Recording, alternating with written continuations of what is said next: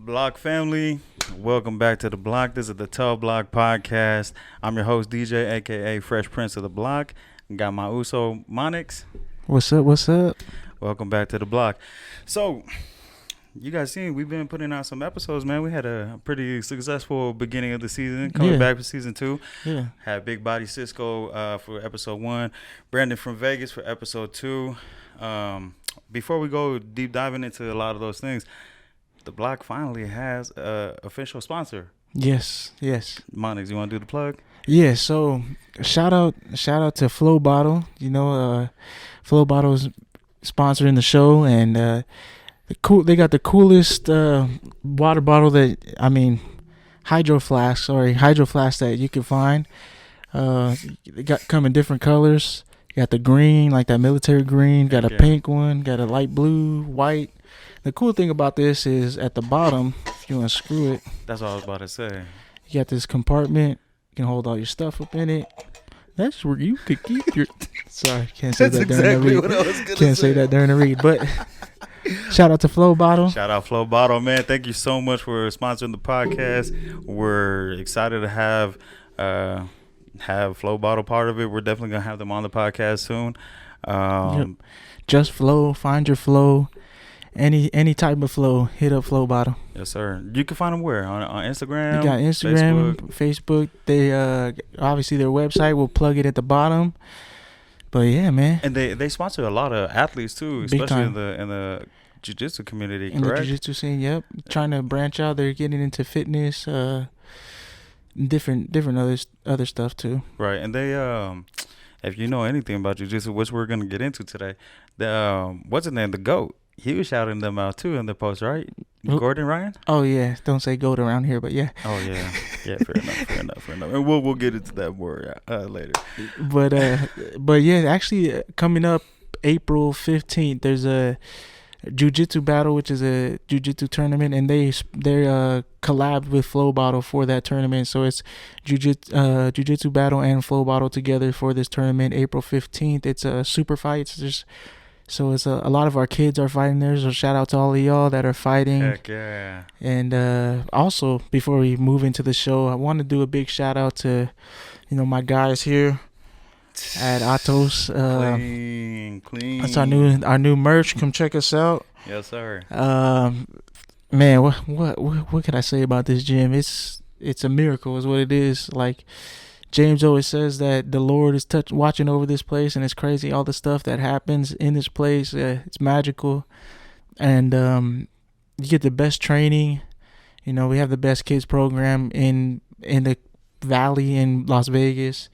Growing our adults, and if you want to learn jiu-jitsu, if you want to learn self-defense, anything like that, come check us out down at 9325 South Cimarron.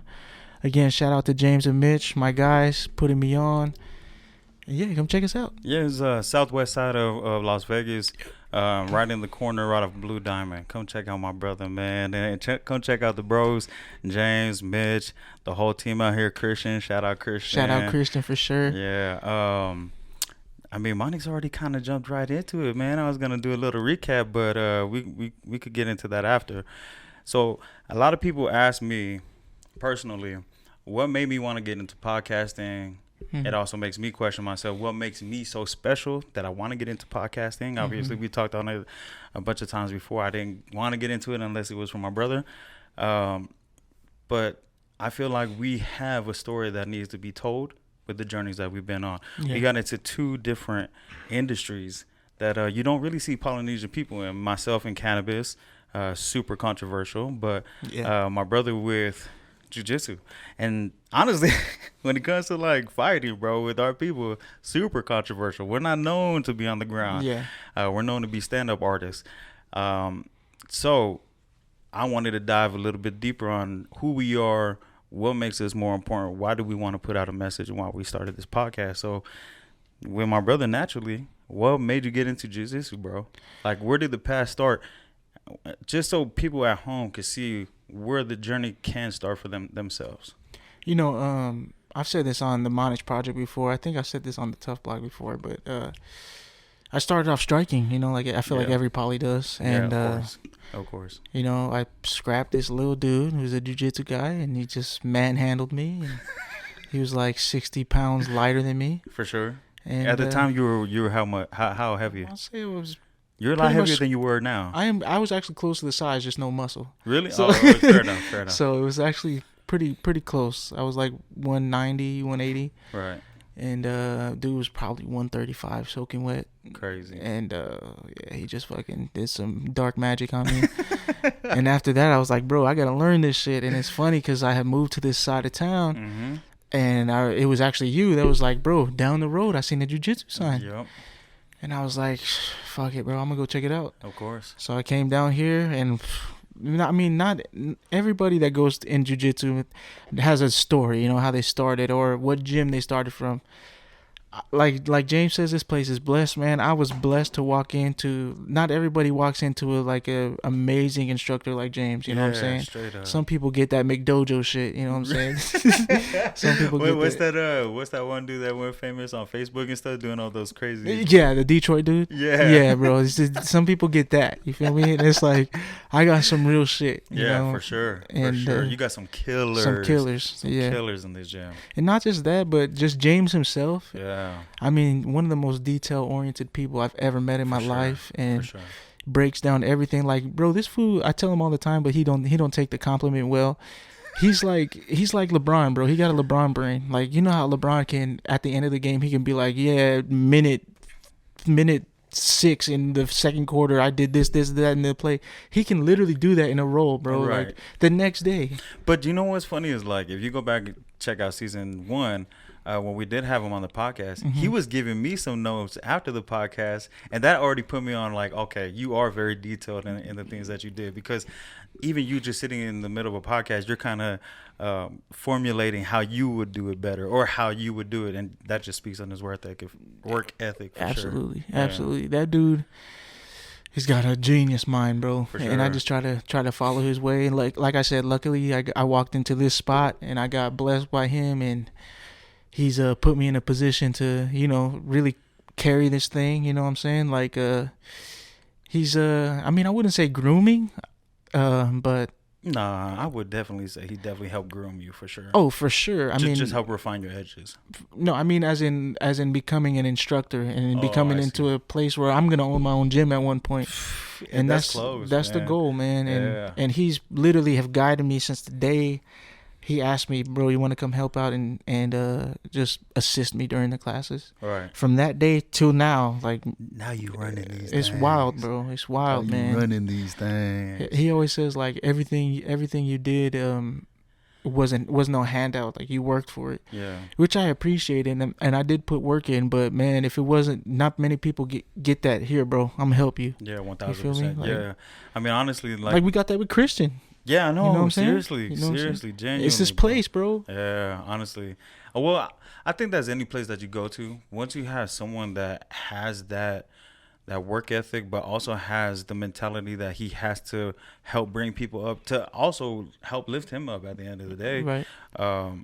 You go and draw in that better energy. Like, unfortunately, it didn't really happen for LeBron on some of his teams, but but it's naturally going to happen when you have a great leader like that. And that's one thing. If you do know me and my brother, man, we're very, very detailed people. Yeah. Like when it comes to any sports, like once we get into something, dude, we full deep dive into shit. And if you ever played Madden, most people, especially in the 90s, you grew up playing Madden. We were over here creating the next roster for the next year. Oh, I already have it created right now. I already have it created right now.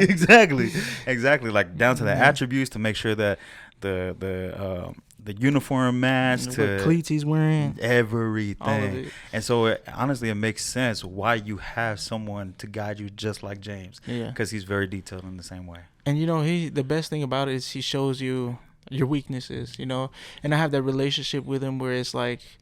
I feel anytime he's criticized, I don't feel like he's criticizing me, but helping, like critiquing. That's the word I'm looking for. Critiquing.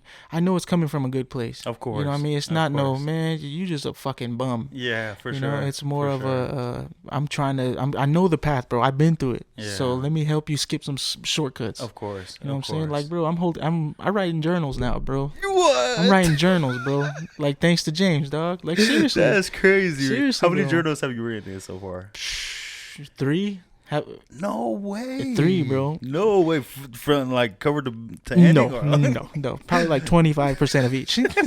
But the newest one, I'm going through it, bro. And it's cool because I got like write down my schedules now, bro. Like, that's cool. I went and got a fucking planner like I'm in 6th grade, dog, writing down my days out and shit. But you know what? Like like I said, like when you do have a place that does draw that energy, because I can honestly say that was the same thing for me when I played at Mount Sac. Yeah. Like I had folders and notebooks and everything that wrote down my schedule. I was up at 4:00 in the morning every morning. Got to the gym at 5:30 in the morning. Got my workout. Went to class. The whole college football experience. But it wasn't. I wouldn't have gotten to that point if it wasn't for my coach Yona Wiyangalele, because he was very detailed the same way. Yeah. I feel like a lot of people draw to that, especially young men, where once you do step into a space that's a little uncomfortable for you, if you don't have that right guidance, dude, you just gonna fall by to the wayside. Yeah. And if it really takes someone to be humble to take those lessons and then input that into their game, like you said, critiquing. Right? And what's crazy is like, usually you don't get like a head coach type of thing or your father. It's usually like me and James talked about this, like your uncle, the cool ass uncle, or the OG. You feel me? Like those are the ones you pay attention to and listen to the most. Like I feel like sometimes I act older than James does. You know what I'm saying? Like in some aspects. Like he's just and I don't mean as in older as in mature. I mean like, man, my body hurts, man. I don't want to wake up today and do this shit. And this dude's been up in the gym lifting, bro. Yeah, honestly. You feel me? Like, honestly, he's a beast. He's a dog. This dude, every time I hit him up, he's like doing something, and it's like it makes me like, bro, why am I just sitting in this fucking bed? I need to get up. You just know makes what I'm you saying? want to shit on yourself. Yeah, exactly. And it's either like you make a change about it, or you just keep watching this shit happen. For sure. You know what I'm saying? For sure. And obviously that is the thing that drew you to stay in this game and keep progressing. Mm-hmm. But like, obviously anybody could get their ass whooped easily in a training session. But what made you want to pursue it after getting your ass whooped? A lot of people, and you see it in football all the time, everyone looks good in shorts and shirts, and then once you see the pass come on, half of the damn roster is gone. Yeah, but you and me are kind of like, you know, jiu-jitsu is meant for those people that's got the, you hit me this time, I'm gonna fuck you up next time. Bro. Line up again. Line up again. True. And I think that is a lot with our people. Yeah. Our people are very stubborn that way. What would you advise to, not just Polynesian culture, but what would you advise people trying to step into this game for their first steps? What would your suggestion be to start out with? The biggest misconception is, I know everybody hears it, stop thinking you need to lose weight before you come to jiu-jitsu. You lose weight while you're doing it. Right. Everybody wants to be like, I just don't want to be so embarrassed where I'm out of shape and get whooped. You could be in the best shape of your life. Like, we get bodybuilder type people that walk up in here, get they ass worked. Right. It's just gonna happen, bro. Well, first of all, let's kind of correct that, because some it don't matter if you see a bodybuilder. Sometimes they're not even the healthiest person in the room half the damn time. Yeah. They're gassing their bodies up with a bunch of shit that shouldn't even be in their bodies. Yeah. But to that point, you do see a lot of athletic people go in there and they don't pan out the way that they're supposed to. And then because they're used to overpowering people or being that big dog, it scares them away. You know what I'm saying? And speaking of which, man, I remember the first training session that this fool brought me to here, to this gym. And I think his name is Jay. Fucking Big Jay. Christian Big Jay. Fucking Big Jay. Dog. I remember I was rolling. Everyone, introducing me to the class. So they're all cool and stuff. And they're like trying to help me while I was rolling. I was exhausted half of the damn time. I couldn't even fucking move. And then Jay, he just looked at me and laughed. He went to roll me, and I'm a pretty strong dude. As a someone, I like you said, bro. I take a lot of pride in my strength. Yeah. I try to bench press this fool up. He just knocked my hands away, laughed. He said, "That shit ain't gonna work." Yeah, he's a notorious laugher. Oh my god, bro! Have you ever? And then he cradled me. He cradled me into a ball, and that made me feel like a bitch. He's funny. He tells this story to me all the time that he went to Japan, and he went into his hotel and he came out in just his robe, and he said it was another Samoan dude that came out in his robe, and the Samoan dude look, because Jay's huge. He's for huge, a Filipino. bro. He's huge, he's bro. Huge, bro. He's like what, 6'2", maybe 6'2". 205. No, he's close to 3. You think so? 100, bro. He stepped Well, I on mean, the, you would know him better. He stepped on the scale over. He was like 280 something, Damn. 290 something. He bro. does not even look that big, bro. And he moves like not like that Yeah, big. look, I said 205. He's 280. Dang. He almost 3, bro. Dang. But so the Samoan dude starts speaking Samoan to him, and Jay just starts smiling like, yeah. And the Samoan dude's like, what? You don't speak your language? That's what the Samoan dude's hilarious. Yeah. Oh my god. Well, I mean, honestly, if you're watching this podcast and you said that, bro, you're gonna be pretty disappointed in us too. yeah. We're as plastic as they come. But coming from where we came from, and I mean, you saw how much of a knucklehead that was in my earlier stages. of course. Who would have ever thought I would be over here leading kids, bro? Like, it's wild. But see, that's my biggest thing, and that's one thing that, like, I've said to James before, but even he kind of laughed it off. But I don't think he really understands the magnitude of how much of an influence this place has had on you. Absolutely. Knowing you in the phases of your life. Everybody goes through their phases, from their preteens to the teens to the young adulthood to the adulthood, and so on and so forth. But to see you where you were, to see you where you are now, bro, it's wild. Night and day difference, bro. Genuinely, as an older brother, bro, I'm fucking proud of you. Thanks, bro. I'm genuinely proud of you. I would have never thought that you would be able to materialize this without me. Yeah. Just because we've always done stuff together. Everything together. Like, we've done it together, and you've always been the front man to everything, but not to this extent, bro. Yeah. Like, this crazy, man. Yeah. Do you ever sit back and kind of like take it all in and see how far you came? Honestly, I have been recently, only because I always think to myself, like, because at first, I try not to share our past. I try not to share the stories, because I do carry weight now. Yeah, you know what I'm saying? I'm a coach. I got people that look up to me. It's crazy, because to me, I always think about our coaches, bro, that like I was saying, that OG coach might not even be the head coach, that OG, that older brother type coach, they stick with us forever. Like Coach Q. Oh yeah, will always be stuck in our brain. 1,000%. Coach BJ, always stuck. Yep, always. Coach Johnny Alapa, he's a LVPD right now, but every time you see them, it's always Coach. It's always love, bro. Yeah, always love. And it's just crazy. Like, that's what inspires me, bro. Is I get to be that for these kids. You know what I'm saying? That's crazy. It's different, that's bro. That's the crazy part. It's different. If you were to ask me, like, who would have thought would have been the coach out of us two? Definitely like you. 10, Definitely 10, 15 years 100%. ago? Yeah, 1,000% I thought it would have been. Because everything I did, you coached me through it. Everything I did. Yeah, I mean, I guess so. Always. I guess so. And honestly, that's what really threw me off on, like, you were doing this by yourself. Yeah. You did this thing by yourself. Like, you've always tried to push me to help. I've just been fucking broke and busy. But, no, you got a family, bro. Yeah. I mean, trust me, I know now, man. When that family comes into play, bro, your shit gets shut down, dog. Bro, it's not about you no more, dog. Like, you have to beg your kids to go do a podcast. You know what I'm saying? Yeah. For sure. But with that being said, so because you've seen yourself in so many different phases, and then this is your latest one, where do you think that you see yourself in the next phase? And also, what do you think that you can help attribute to grow, not only this place, but also within the culture of jiu-jitsu, but also within our culture to introduce jiu-jitsu to? Like, bro, man, I have this vision in my mind, man, that one day is gonna happen where I'm gonna have a group of kids and we about to roll out to a tournament and do a haka, bro. Like, dude, that's my fucking goal, bro. That is the fucking goal, bro. Let's do it. Like, but we need more of our people. You feel me? Like, we need more of our people in this thing, and to show our pride, to show and I love all the kids here, bro. I love all of them. I just have I don't since I started coaching, bro. That's always been my vision For sure, for us to bro. roll up in there, roll in deep. Hell yeah, Fucking bro. like me, us and James always talked about it. Like, bro, the scariest football teams are the ones that come in all suited up together, bro.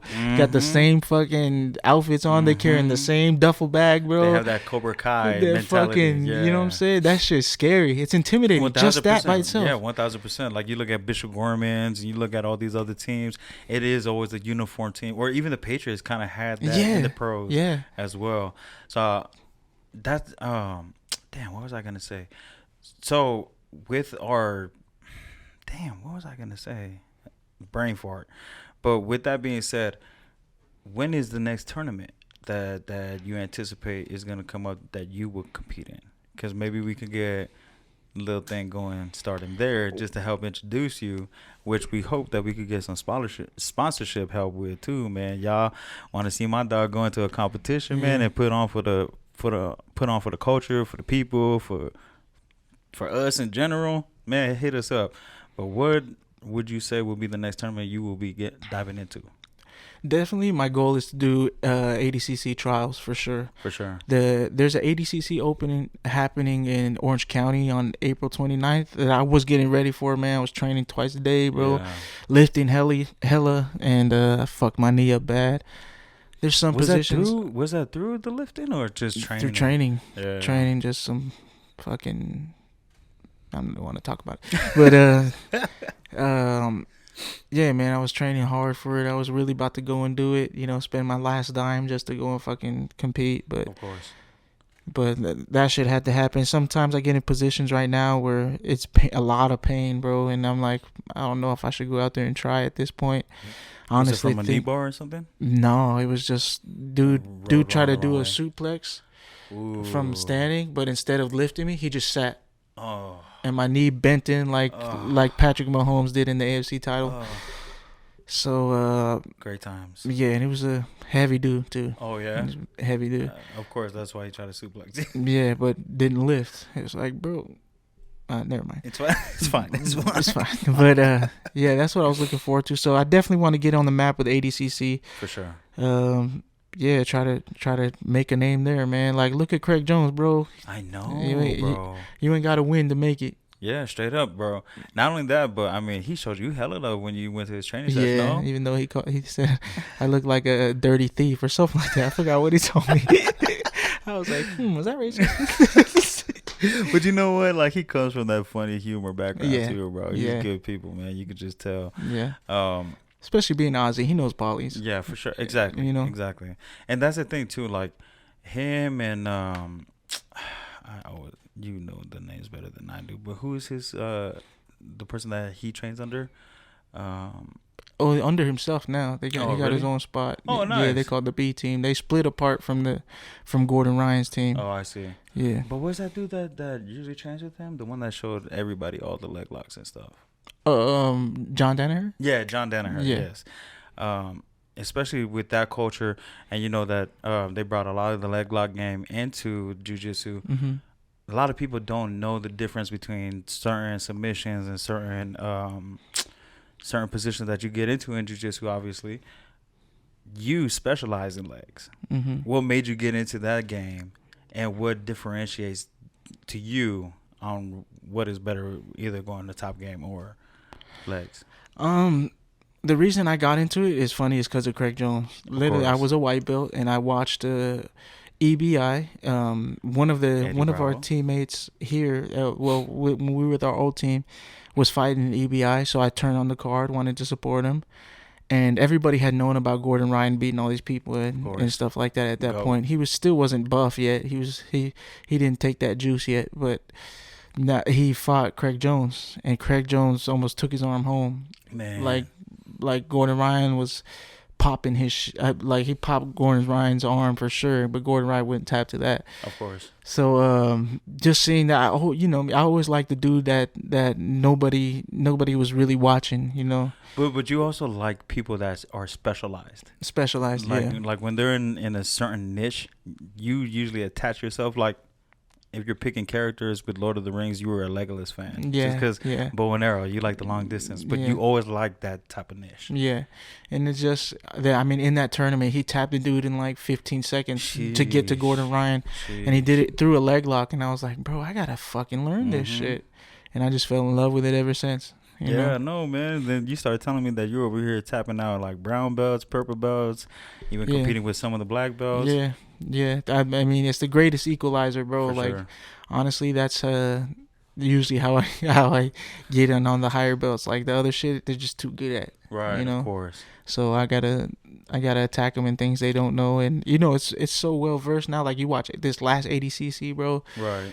It was so many less leg locks because people are so aware to it now. It's like, all right, now what they doing? Yeah, because it was kind of a trend for a couple of years, man. Everyone was going.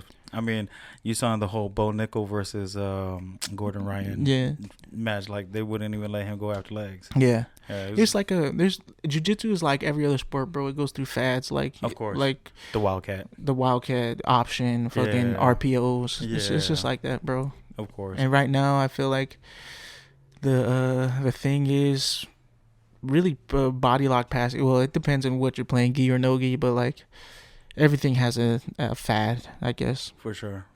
Those at home that don't know, because it literally took me until he got into jiu-jitsu. A gi is the traditional wear, and no gi is going to be like Under Armour rash guard type of thing. Shout out to John, but one of the black belts here, but because of him, I can never say it the same ever. He's like, are you going to do no gi or yes gi? I was like, yes gi. Do you have a preference? Is gi the way that you love to go? Oh, no, I love no gi more. Really? Yeah. Wow. For sure. I would have never thought. My game is no gi. Like, when I play gi, I play no gi game in the gi. Of course. But I don't think the gi should die. Like, the sport is changing to no gi for sure, but I don't think the gi should die. It's something that I think everybody should learn. Of course, it's kind of like the training. Well, I wouldn't say training wheels, but like the best way to get into it traditionally. Yeah, for sure. For sure. What do you think separates Atos from the rest of the jiu-jitsu world? Obviously, you guys are number one, and like you said, you guys have the number one children's program here in Nevada. Yeah. What separates you guys from the rest? I believe the attention to detail. For sure. From the top down, when it comes from Andre Galvao all the way to James, here yeah. and every other branch there is, because there's, obviously Atos is in different spots. For sure. And Andre overlooks everything, and man, that dude is the GOAT, bro. He's the GOAT. Yeah. Like, to be fighting at such a high level for that long and for sure. still producing beast after beast after beast after beast, and then of course I already went down the list of why James is that dude. Right. That's just what it is, man. That separates us, For sure. Great leaders. And like you said, like you do kids training 6 times a week? Yes. Nice, bro. And like we said before, we were talking on before we started shooting the podcast, my son has actually grew this random pride, bro. Ever since I showed him your very first, well, no, it wasn't your very first video, but the very first video he seen you do jiu-jitsu in. Every time that he talks to anybody, obviously people know me as a football guy, so they're like, "Oh, you gonna play football like your dad? Oh, you gonna join soccer? You gonna do this?" He's like, "No, I'm gonna do jiu-jitsu." Yeah. And like every time, bro, like I don't know where he got it from, but every time he does, I'm gonna do jiu-jitsu. Yeah, do the fucking Gracie way. You Crazy, gotta hold your man. belt. That's cool, bro. Yeah, that's man. awesome. So I'm definitely gonna bring him through, man. If you live here in the Vegas area, man, come down and come check out these guys, man. Seriously. I'm telling you, you obviously here, bro. It's a life-changing place, and my brother could definitely put your kids on. Yeah. So with the kids program, obviously, man, you see a lot of these competitions. Some of these kids are killing, man. Who would you say is probably your top 2 dogs here that you think that are already starting to hit a certain gauge, but you could see in the next couple of years they're gonna be trouble? Whew, that's a loaded question, bro. For sure. We got a lot. Definitely. I don't choose favorites. Like I love all the kids. Of course. They're crazy good, and but there is a couple. Like we got this little girl named Layla. Man, she's beast. I mean, this girl is like a amazing. Got that island spirit too, bro. Oh, really? Like she ain't backing down from nobody. I call her the boss because like she be bossing everybody around. She triangles everybody. We call her T City. She triangles everybody, bro. Hell yeah. So definitely Layla for sure. I mean, we got our older kids that are already been and done their stuff. Like, you know, you got Jacob, Benedicto. That dude's a monster, killing. Right. I mean, he makes adults scared. They come in here and they're scared of him, bro. Like seriously, there's literally people that have came here for drop-ins and they went with Jacob, left like distraught, bro. Really? Like distraught, dog. I'm like, and me and James look at each other like, Jacob got another one, huh? Yep. Yep. Jacob and Noah, those two, just on another, they're on another level. You know, they got all the older kids down too. But like up and coming for sure, Layla. We got another Hawaiian kid named Zealand too. He got a little Hawaiian brother named Zone, bro. Then they got a little brother named Zaire. All three of them, Aussies. all of them are dogs, bro. They came from wrestling, so they got that hard already. Of course. And their dad is like, you know, they're both him and Layla. Their parents. A lot of the parents here, you know, you can tell they're willing to sacrifice to put into their kids' future, bro, and that makes a difference. For so sure. I think definitely them. You know, I got some of my other kids coming up too. You know, it's too many to name, but of course. Definitely. We got some killers coming up. Well, with you, especially now that you are a new parent, you have two babies now. One of the biggest questions that people are gonna have, and it's one of the questions that our parents had about us playing football growing up, is what do you say to those parents whose kids want to get into the sport, but they're holding them back because of safety concerns, because they're afraid of them getting hurt, they're afraid of them getting a life-altering injury or something like that? What would you tell them to encourage them to bring them on in? Honestly, this is the safest sport that's gonna be realistic for your child. For sure. You put them in football, you put them in whatever. Concussions is key. Like, it kills me when kids. Like, it's cool to learn boxing, but it kills me when I see parents go put their kids in boxing. It's too young to take that head trauma. For sure. It's too young. For sure. At least get the hand motions down and the footwork. You can do some fucking drills, but don't put contact. them in live sparring, bro. What the fuck is wrong with you, man? Yeah. Like, we know the impact it has in the future and stuff like that, bro. It's not, in my opinion, it's just not something you should do. For sure. Jiu-jitsu is a safer route, and you can control a situation, keep yourself safe, can handle a bigger opponent. This is the safest, and it's a controlled environment. Also help protect them for anything outside of your control as Absolutely. well. As far as strangers, Absolutely. bullies with school. You see all these videos, bro. And I always mention him all the time because he's one of my favorite people on social media, Tom DeBlas. He always sponsors kids that are bullied. Same thing with Henner. Yep. Oh, man, he's got some controversy I right now, bro. Oh, bro. Yeah, I know. Oh, bro, that one's a bad one. I don't know if we should touch on that. It's pretty bad. Yeah, we'll see what we have time at the end. Okay. But still, like, my man's got paid to sell out the sport, bro. Yeah, I don't want to touch that yet. But with that being said, at the end of the day, it's the best way to help protect your kids, man. That's the scariest thing, and we talked about it a little bit before. I didn't really want to talk about everything that's happened at Tennessee with the elementary school and everything, man. It's heart-wrenching. Yeah. But as a parent, that's probably the best tool that you could give your child to always protect themselves, no matter what the situation is. You see a lot of these people, especially, I don't even know I didn't see his name, but there's some Asian cat that had protected a whole building because he was able to stop active shooter. Really? Yeah, I think he was at a hotel or a store or something. Was it jiu-jitsu dude?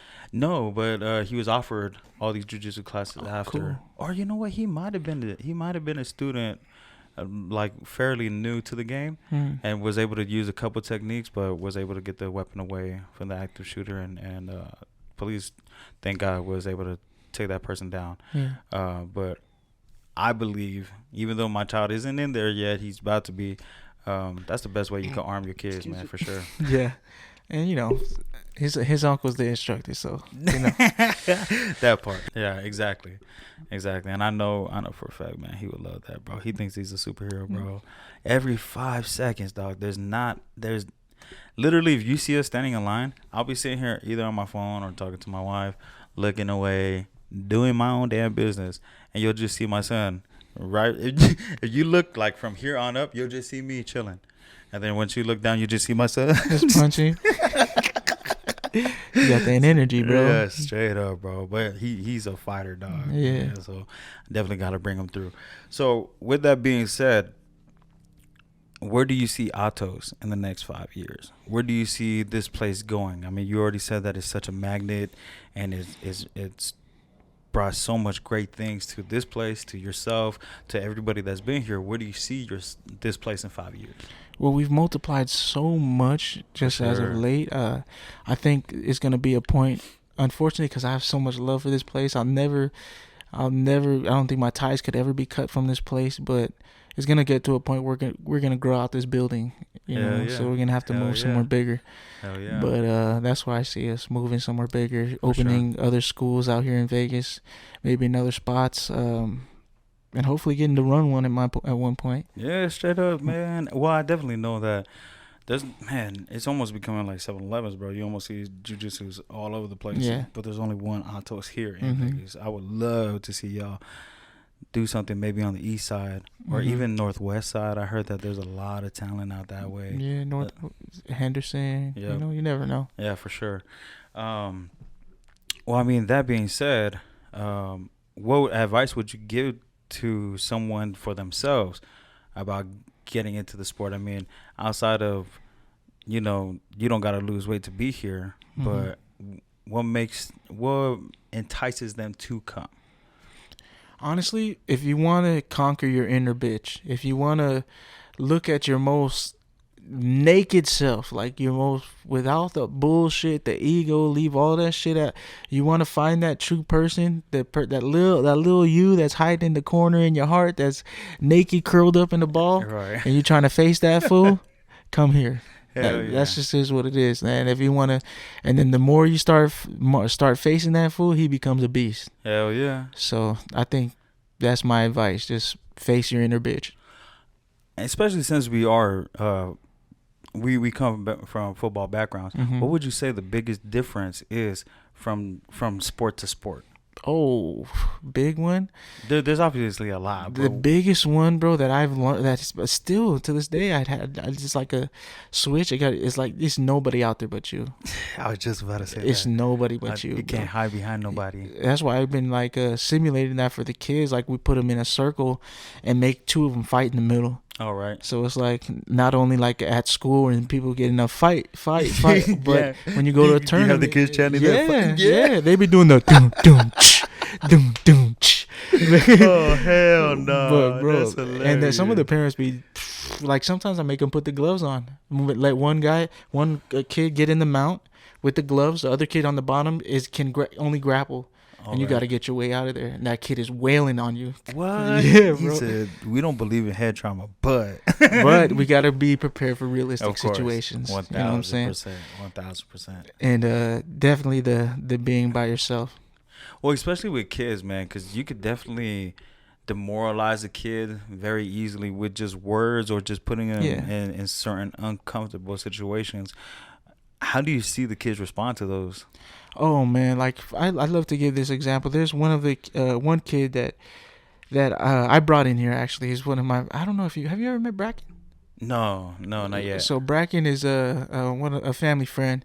I used to hoop with him. He's actually Mario's boss. Oh what? Yeah. His son came in here, so timid, bro. Like really? I mean, was scared of his own shadow. Oh type man. of thing. Like anybody that raised his voice, he was ready to cry. Oh, I feel you. And when I tell you this kid has so much confidence, bro, now? It's not even funny. Like it's like night and day, bro. Like this fool out here cracking jokes in the middle of my class where I gotta tell him, hey, chill out, bro. You know, like and a couple years ago he wasn't like that. Right. You know, so that he's a big testament of how this can bring confidence to your child, whether they want to take it serious in a tournament sense or just for themselves. For sure. You know, because he's not a competing type of kid. Right. But this sport still changed him. See, and that's beautiful. You do say that too, because a lot of, especially with athlete parents, they'll put their kid in a sport and then force them to compete. Yeah. But you're saying that you could bring a kid here and just train. They don't got to compete or nothing like that. Mm-hmm. For sure. Yeah, it's one of the only sports you can fully go all out at the end of the day. I mean, at the end of the class, and then still be able to come back and do it again. Hell yeah. You know, like sparring, you go full out in boxing or kickboxing, you're fucking beat. It's hard to come back. Right. Here, you can go all out and come right back. Hell yeah. You know what I'm saying? Well, especially with this day and age, like influencers, especially social media influencers, they're like the creme de la creme of how to. Yeah. With things. Who would you advise people to follow on social media for jiu-jitsu? For jiu-jitsu? That's a good question.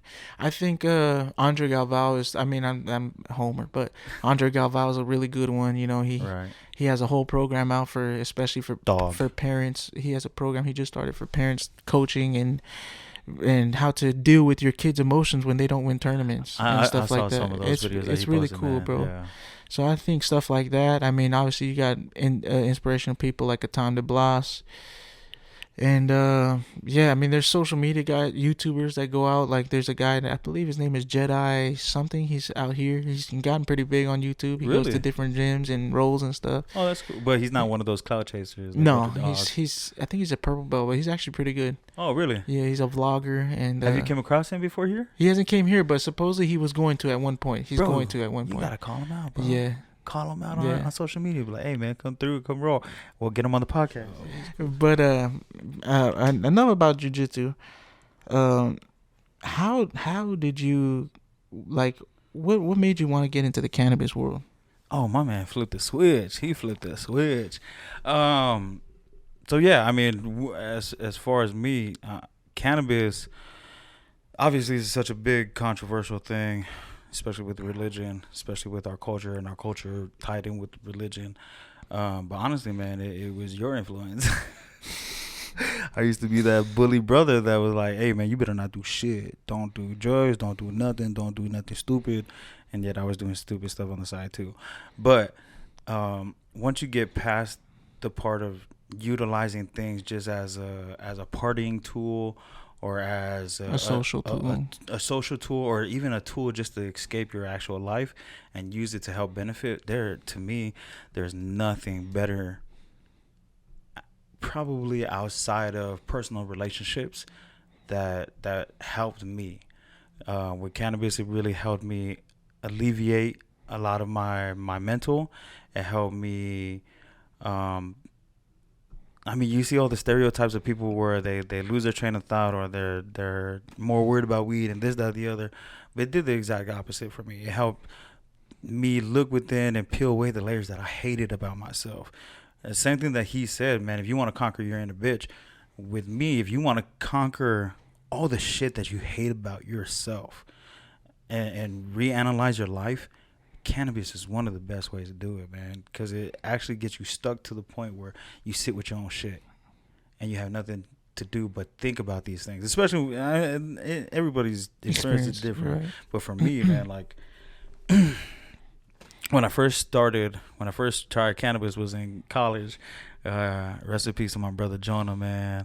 It was with Mauso Jonah, Mauso Kiwi, a bunch of our college boys, and we're all smoking around the pool over at the apartment complex, and we were high as hell, and everyone was jumping in the pool, and I was terrified.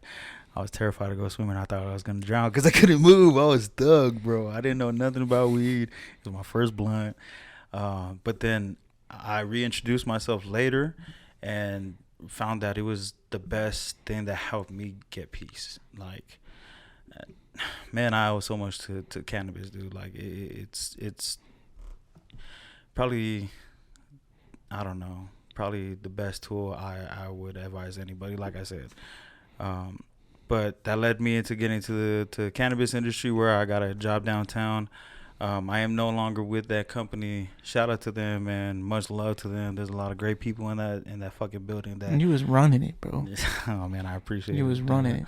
I was blessed, man. I was able to do a bunch of things as far as managing, help them build a podcast over there where I got to interview some of my heroes, from Rob Van Dam, wrestler, to Crazy Bone, which I said on the past podcast, but it was my worst fucking podcast I've ever done in my life. There's a bunch of things that was happening behind the scenes, but it was also talking to my hero. Yeah. And then you got stoned. Yeah. And you see this motherfucker that I'm sitting here stuck on questions because I'm also high as hell. And he was going blunt after blunt after blunt after blunt. Our interview wasn't even supposed to be until about like 2 p.m.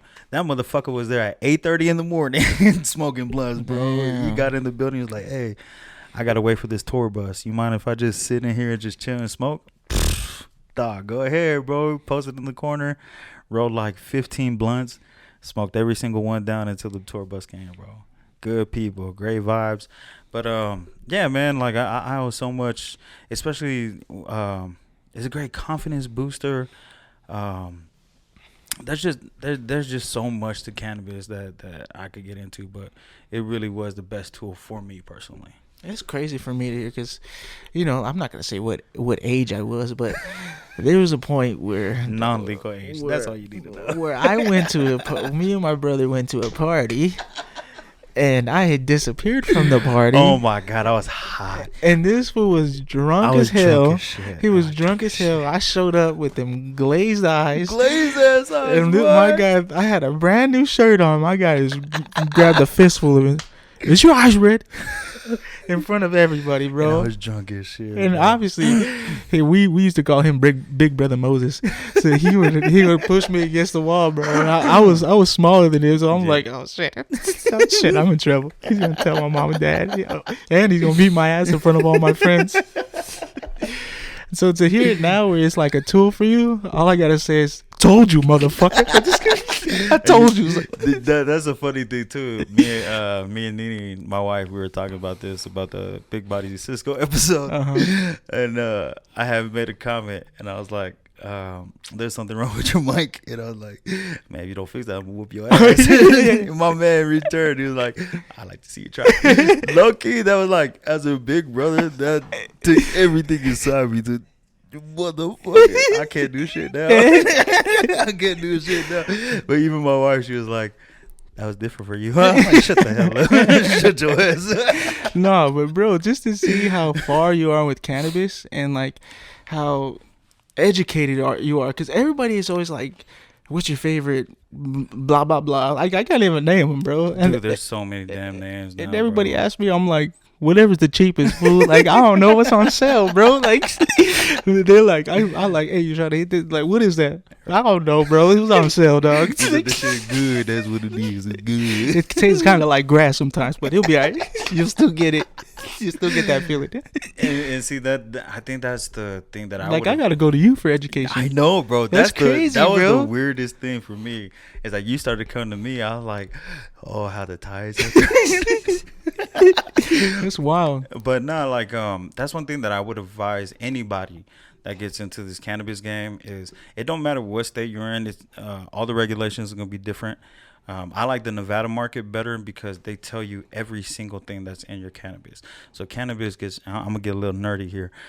Cannabis gets broken down into terpenes. So the way it works with cannabis, THC, you got to imagine cannabis as a car. With THC, the higher that percentage is, the heavier you're going to be on that gas pedal and you can go faster. So the potency is going to be there. It's going to hit you and it's going to hit you hard. But the higher the THC, a lot of times what happens is if that terpene profile is not high, then you're going to have that really, really high, big high, and then drop really fast. Damn. So you ever had those flowers where you'll smoke something and then you'll be high as hell, then 30 minutes is gone. You're like, bro, I wasted my fucking money. Yeah. It's because of that. What you want is what they call the entourage effect. What you want to get is you want to be jumped, technically jumped by cannabis. You want good terp profile. Terp profile is what we call the steering wheel. So the THC is going to get you to a place, but your terpenes is going to determine what direction you're going to go. So some terpenes are only delineated for sativa strains, and then vice versa. There's only certain terpenes that are delineated for indica strains. And then when you mix those two terpenes together, then you get your hybrids. So whenever you get a sativa, what I tell people all the time is, if you hear anybody that talks about sativa, usually they're like, what? Like, I don't like sativas. I have bad anxiety. I get paranoid. And all that is a terpene called alpha pinene. Alpha pinene is great for memory retention. It's great for focusing and being attentive to detail. The problem with that is once you get over a certain milligram point, which I would say would be about 3 to 4 milligrams, once you get past that point, that attentiveness goes to 1,000. And so you're thinking about everything. You get fucking paranoid as shit. It's great for like if you're on a security job. I wouldn't advise nobody to smoke on a job or nothing, but if you need to focus on something, alpha pinene is great for that. But if you stay away from that part of the sativa spectrum and just stick with limonene will give you your citrus notes. It'll give you euphoria. It's great for antidepressant. It's great for head clearing and head change. If you want that great head change, which one of the best strains is Blue Dream, it'll have a high limonene profile. If you want the opposite and you want a great indica and something that's going to get your body relaxed, something that will get you stuck in a couch, then you're going to look for a terpene called myrcene. Myrcene is a body sedative, but it's the stronger of the body sedatives. There's a couple of body sedative terpenes, but myrcene is the biggest one. The higher that myrcene profile, dude, I've had a pre-roll that was like 16% THC, which you would think is trash. Yeah. Because you'll see a lot of them that are like 33%ers and stuff like that. Mm-hmm. But I've had one that was like 16%, but had like a 22 milligram myrcene profile. And I've never been so stuck before. Really? Bro. Even on infused pre-rolls, dog. Like, you'll have some infused pre-rolls where, and I don't want to put nobody out there like that, but they're literally just trying to get rid of whatever leftover that wax was my question, bro, because every time I walk in and it's like somebody is giving me everything that you just said. It's like I'm so used to salesmen. I'm like, are you just trying to sell me some shit, or are you really telling me what I need to hear? So that's what I would tell people when you go and walk into a dispensary. And how do you know? That's the problem about that's the problem about other states. Here in Nevada, they give you that testing information. So on every single one of your products, it's going to have like a label on the back, or they have to legally print out these labels and give it to you. But it'll give you your profile. You just ask them whatever terpene you like, then you just ask them, what do you have most in myrcene, or what do you have the highest in limonene, and then just go off of there. Or just ask the bud tender, because half of them are going to try to sell you, but unless you're really there for the education, like Nevada bud tenders, I would tell you, hands down, are the best bud tenders that in any state I've been in, because majority of them are educated enough where if you ask them these questions, then they are going to put you on, because they want the returning customer. They don't care about the hype train. This city is all about hype already. There's a lot of people that are here for the cannabis culture. So once you do ask them, like, dude, I need something that's going to help put me to sleep. Yeah. Myrcene.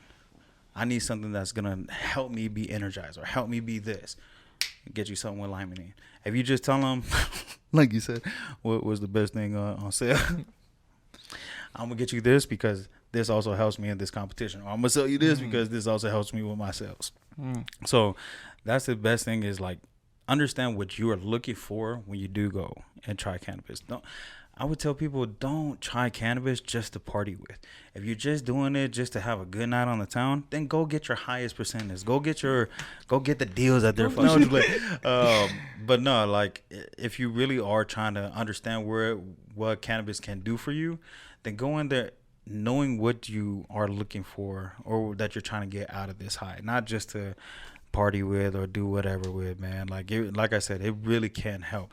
I've had patients come in where we've referred them to things like RSO, which is a concentrated edible, but the person that made it, Rick Simpson, made it for skin cancer, but it helps with cancerous cells. I've put people onto RSO before that had cancer, came back, and their cancer was gone. What? Crazy. Wow. Crazy. I'm not a doctor. I'm not. But this plant, this miracle plant, really can help. That's my biggest argument to anybody that tries to argue with me that cannabis is the devil, it's a gateway drug, all this other bullshit. Bro, I seen this help save lives. Like, even me personally, going through my 30s has fucking sucked so far. But depression is a real thing. I've lost a lot of brothers to fucking mental health. And for me personally, man, it's the best thing that has helped me with my own personal depression, with my own mental health.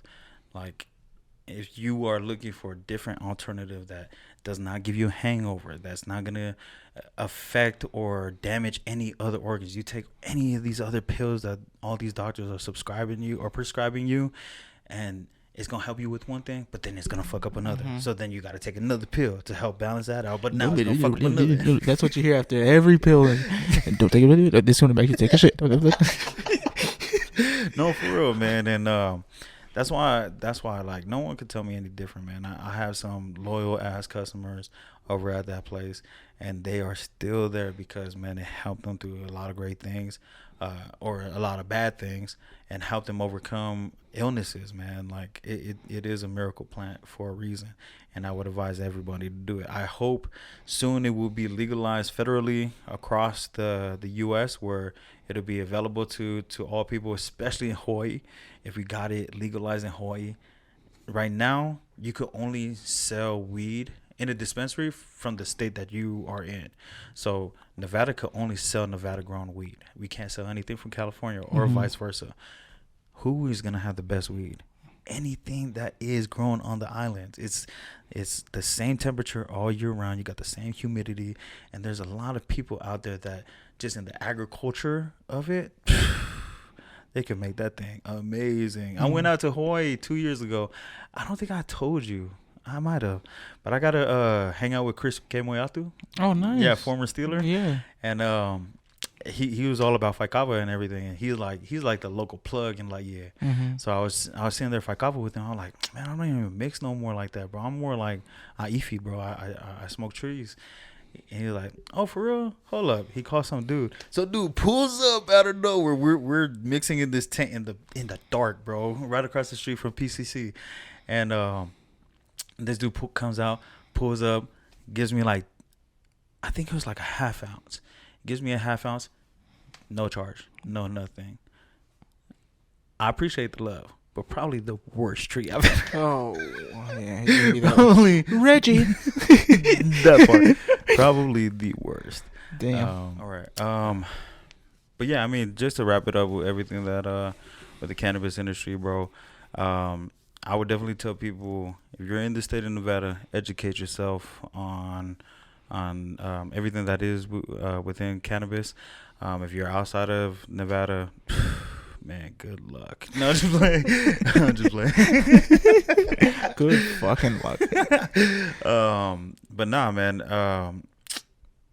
Damn, I don't even remember what we were gonna dive into. All I could think is fucking drop top right now. Let's just jump into drop top. You want to just jump into drop top? Let's get right to it. You don't think that's a weird transition? Fuck it. Fuck it. Fuck it. We'll do our last segment. We'll do some shout outs and some previews of people that we are going to have on the podcast. Yeah. We have a lot of great people. Yes. So drop top this week. If you don't know drop top, we usually do this segment before. We always did it with the guest. Now we're going to start breaking up the show down with just us, and then we'll break into the interview with the guest. This week it is just us, but our drop top, just like everybody's top three. Usually people do like top 5, top 10. We used to do top 5, but we're just gonna do top 3. We call it drop top or rock bottom. So it's gonna be your top 3 things on the subject or your bottom 3 of the subject. This week we're gonna do drop top on parenthood. Yeah. What are the top 3 things, and what are the worst 3 things? You want to alternate, or you want to go like 3? Let's alternate. 3. Let's alternate. All right. Yeah. So what you want to do first? You want to do the rock Let's do bottom? the worst. Negative times a negative equals positive. So 1 is obviously going to be the strongest one. Number 3 is going to be not so as bad. Yeah. So go ahead. We'll start with number 3. You go. So your rock bottom number 3.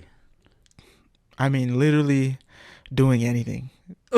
As a parent? Literally, no, not. I mean, that's like people don't understand, bro. It's like, yeah, you guys should come out to breakfast with us. Yeah, it's gonna take like 3 hours, bro. Like, it's gonna. It takes a long time. I need an hour just to load them in the fucking car, bro. Part, like, bro, that shit sucks, dog.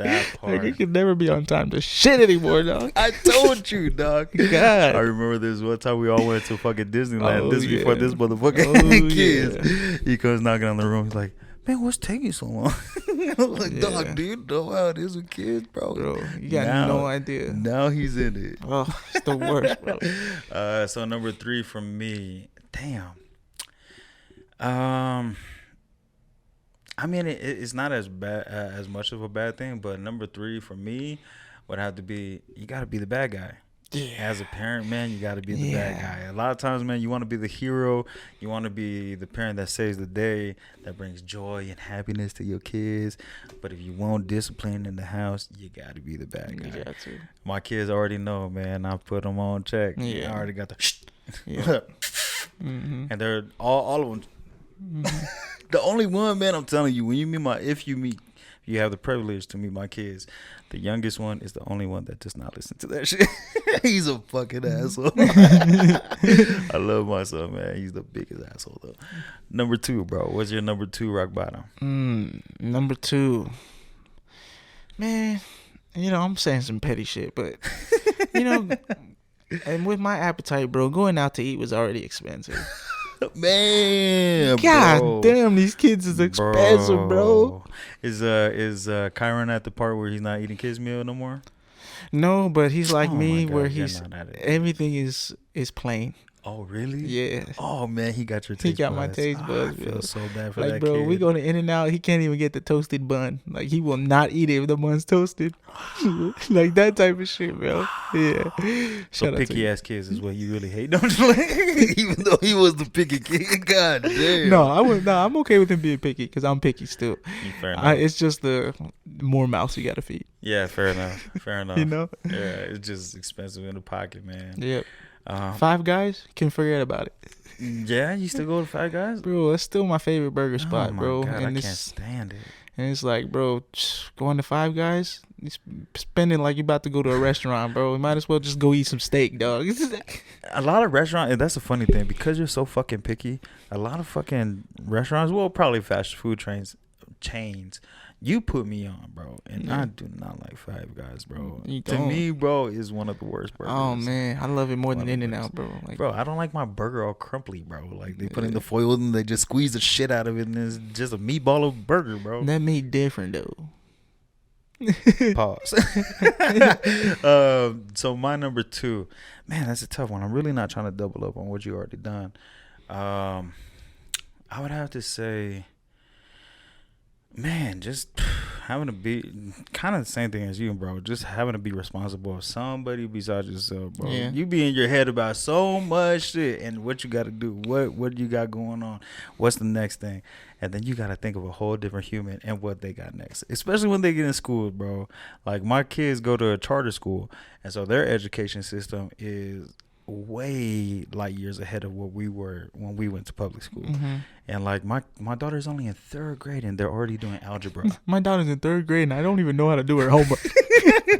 Low key, but no, because I know how to do her homework because it's algebra. I'm really good at math, but she's in algebra at 3rd grade. I wasn't introduced to algebra until 5th, 6th grade. Yeah, I took it in 6th. Yeah, and now it's like, okay, I can help you now, but once you get to middle school, you're past me, bro. Daddy's gonna need a tutor. For real, bro.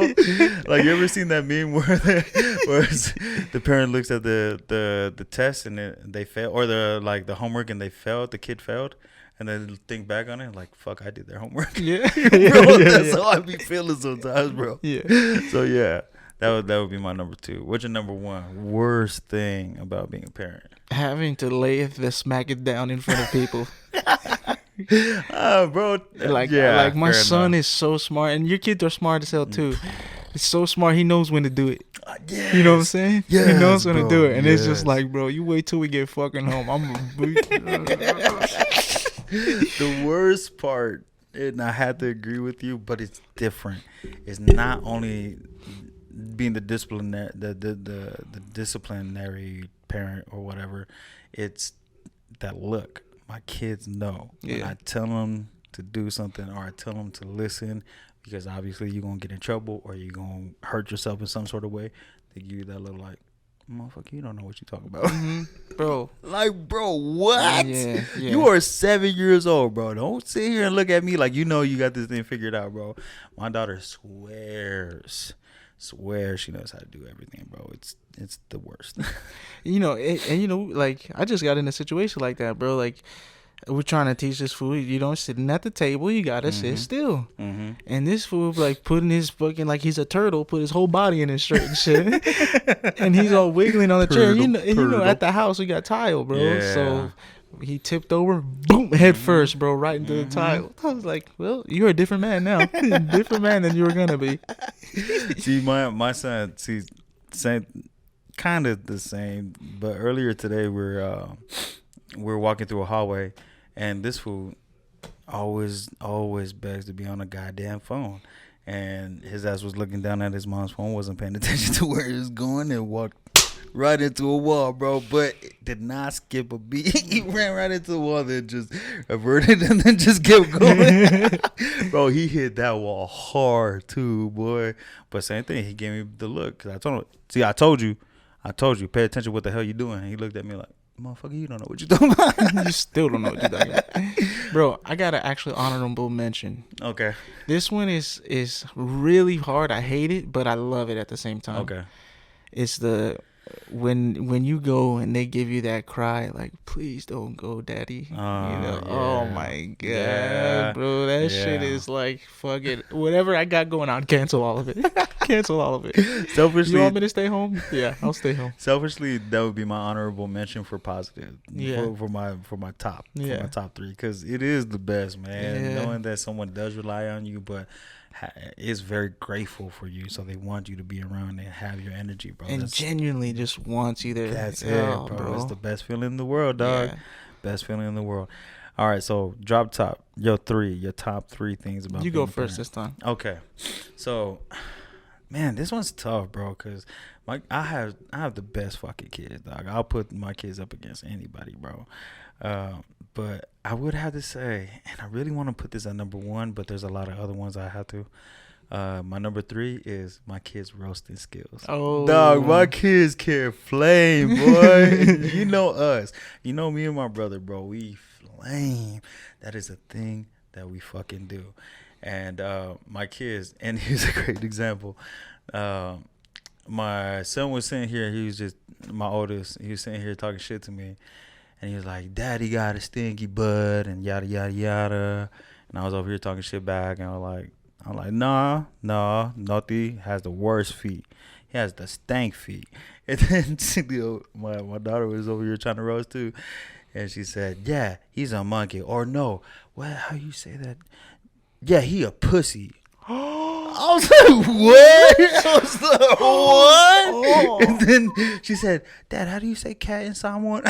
Oh, yo, it's pussy, but don't say that word. Say a different word. Is that really how you say it? Yeah, le pussy. God damn it. God damn it. Why? She gave out a fat ass pussy. Or another one, my son again, my oldest one, Nutty. This fool, we were sitting there, and I was doing his homework with him. And this fool, he's known for his farts, bro. He got one of the worst fucking stanks, bro. Worse than mine, bro. Worse than mine. And then this fool, I was like, Naughty, man, hey, did you fart? And he looks at me like, no, maybe it's your breath. No. Bro, I couldn't even be mad, bro. I was like, that's a good one, my boy. That's a good one. Good one. What's your 3? I think because obviously having the 2 is finding out their personality and how different they are. Yeah, it's so cool to see it fruition. For sure. Damn, man, you took my number 2. Sorry. How did I not take your shit? I know. My number 2, man. honestly, bro, to see them succeed at something. Yeah. Once you see something that clicks in them and they get it down, like the other day, bro. I pride myself when it comes to workouts that I have great footwork, especially when it comes to agility ladder. I fucking kill the agility ladder. It was the first time that my kids did the agility ladder 2 days ago, and they both at first they were getting frustrated. They couldn't get the rhythm right, and they were just getting exhausted and getting all bratty. As the workout kept going on, they got it. Like, even from their icky shuffle to their side shuffle to everything, bro. Obviously, it's not at the speed that they wanted to be. They want to be a lot quicker. But once I had them stop, slow down, and take it step by step, bro, they caught it. After each one, bro, they're excited. And they're like, I got to do it again. Yeah. So I think seeing them click in certain things, especially get excited over it, the best thing, bro. Yeah. What's your number 2? Oh, man, I feel like I'm skipping a whole bunch, but I think one is definitely seeing cause I don't want to force him, but seeing him into the things I'm into. Yeah, you know? True. And my daughter's not at that stage yet. Of course. She's still super young, but seeing my son get to like things I like, bro, to see how crazy he is with Star Wars, bro. Yeah. It's crazy. Yeah. And it is funny because we grew up as Star Wars fans. Yeah. I didn't realize how much bigger of a Star Wars fan you were than I. Yeah. Like, I can't keep up with all this stuff now, bro. Like, I'm so Marvel thrived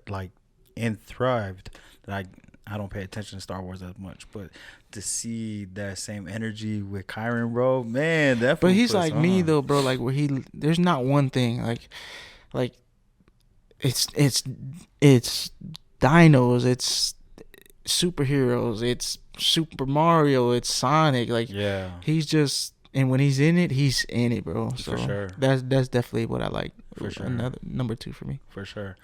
Yeah, my number 1, bro. Man, as much as I don't want to double up on what you said, I have to put your number 2 as my number 1. Seeing their personalities fruition, bro. Yeah. Especially because my daughter is such a girly girl. I fucking could not stand it. Yeah. I cannot stand it. As being a protective dad, you guys heard about this podcast. I was obviously trying to be protective over this fool growing up, but did it in a bully way. But with my daughter, she like, I want to protect her from certain things, especially boys are coming up, man. She's only turning 9 this year. Yeah. And but she has her own personality, her own style. She knows exactly what she wants. She knows exactly how she, like, bro, I never thought that I'd have an organized kid, but bro, when we go to like their parent teacher conferences, they make them open up their desk and show all neatly organized. She has her own things this way and that way. Shout out to Cease, man. That's bro, awesome. Straight up, man. Same thing with my son. Like, it's kind of a letdown as a father, but my sons know every superhero before they knew the ABCs. They knew exactly which ones, but like, seeing how they interact with the things that they like more is truly one of the biggest blessings, because then you don't have to keep doing the same thing over and over again with the same kid. You get to literally experience a brand new thing with each kid, man. It's the best, bro. Yeah. So what's your number 1? My number 1, I feel like it's every parent's number 1, is that initial walk in the door. That's my honorable mention. That you know what I'm saying? My honorable mention, it's man. Top notch, bro. Straight up. Ain't no feeling like it. Straight up. That, or like when they say goodnight. Yeah. Yeah, my kids, bro, they have to all line up, take their turns getting hugs and kisses, and then go to sleep, bro. And then they want to do round 2. Yeah. No, definitely, bro. Yeah. Seeing them right when you walk in the door and they're excited to see you, bro. Yeah, for sure. Because one day it's not going to be that. And I'm trying my hardest to hold on, bro. That's why it's harder, bro. That's what I'm saying, man. You're lucky that you had Carson second. Yeah. Because with girls it's different, bro. With sons it's a sense of pride. Yeah. It's a sense of pride because you already know as a man, you feel pretty good on the way that you were able to handle things, or at least you know that you can guide it differently so they could be a better man. Yeah. But with a girl, that's your protection forever. Yeah. That's your protection forever. And once you hear her say daddy, which I heard that was one of her first words, right? Yeah, bro. Dog. It was her first word. Yeah. It's something you never want to lose. Like, my daughter's now calling me dad. It's like sometimes it's daddy at home, but then when we're in public, it's dad. I'm like, girl, don't you switch up. Don't be fake over here, dog. Are you at the point where they don't want to hold hands? Yeah, bro. Oh. Yeah, she's at that stage now. Oh. I know, bro. Even saying goodbye. Like saying goodbye to the car, my son always has to give me a kiss, or he'll walk outside the car because they do a whole drop-off thing at their school. Mm-hmm. And he always does, I love you, every time. And Celia, nothing. She just gets out of the car. Okay, Daddy, I see you after school. Yeah, like, motherfucker, come over here and give me a hug and kiss, man. What the hell? She's only in 3rd grade, bro. I'm not ready for that. And that's my baby, man. That's my baby girl. But, yeah, bro. It's truly a remarkable thing, bro. Yeah, for sure. Being a parent literally was the best blessing I've ever had. As much as I talked about how cannabis definitely helped me, being a parent helped me more. Absolutely. Bro.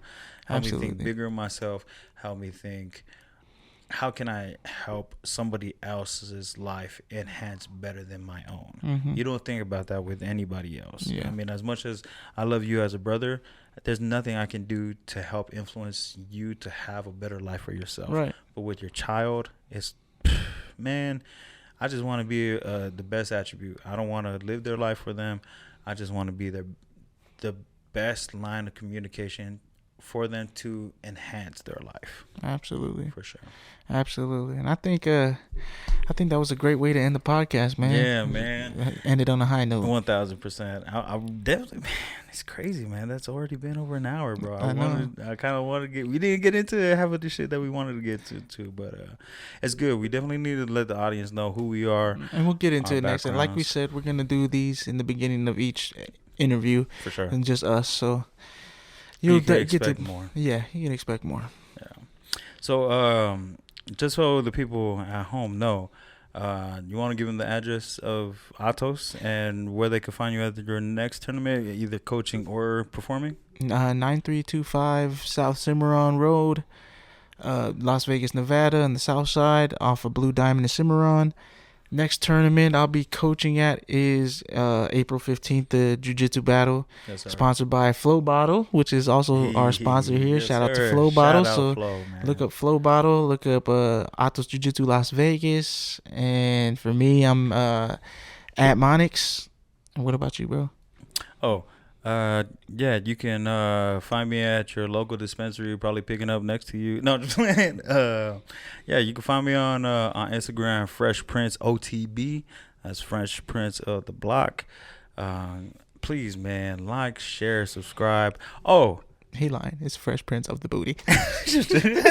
There's actually one thing I didn't get to clear up, which I'm fucking happy that our viewership wasn't as high on our last video. Rainwater collection is legal in Hawaii. Monikkz checked me on that literally the next day after the podcast. Bro, I was dying. Oh my God. But I swear to God, bro, that's what happens when you just believe social media fucking news, bro. Mm-hmm. I saw it on the post, and it was this whole thing with this Hawaiian guy that was going at it with this government official or some shit, and it was about collecting rainwater. I believed it, didn't do my own research, and now I look like an ass on my own podcast. To find out, it was actually a deep fake. Shout out Daily Mail, fuckers. But yeah, like, share, subscribe, bro. Let people know, man. Come have a great time. Let us know in the comments who you want to see, what you want to hear us talk about, especially in the new spaces that you do understand that we are in jiu-jitsu. If you have any questions or want to know how to get on game, how to start this thing, my man is the best place to do it. If you want to know anything about cannabis or about this industry and you want to get into it, man, I got a lot of great connections. Let me know. I'll hook you up. Outside of that, again, shout out to Flobottle. Anybody else want to do any sponsorships or, some product knowledge or whatever the hell, hit us up. Shout out to Christian too. He got a couple big things coming up soon. We'll be announcing those on the podcast when he does get there. Hell yeah. But look out for that. And straight up, man, like this set literally cannot be done without the team here at Atos. If it wasn't for Christian and James for blessing us with all this equipment and the building itself, man, we couldn't have done it. We'd be doing this in the garage like we were doing before. Yeah. Or at the public library. So Christian, man, appreciate you, brother, for real, genuinely, man. Seriously. Shout out to all our other teammates out there that's helped us with the pod as well. Yeah, bro. I think that's about it, man. Catch us next time on the block. We have some great big guests coming on. I believe next week we should have. Should I drop the name now? Go ahead. Yeah, fuck it. Jeremiah Potasi, former third-round draft pick from the Tennessee Titans, former Jaguar, former Las Vegas Raider as well. He'll be on the podcast. We have a lot of great guests coming up. Pololu, I don't want to butcher your last name. Hawaiian MMA fighter out here. Four Corners Kitchen, we might still have on the podcast. Yeah. There's a lot of other people that we still have on, man. So like, share, subscribe again. Tell your mama, tell your friends, tell your daddy, tell your bald-headed granny. This has been The Block. Appreciate you. We out. Peace. Easy money. Right on time.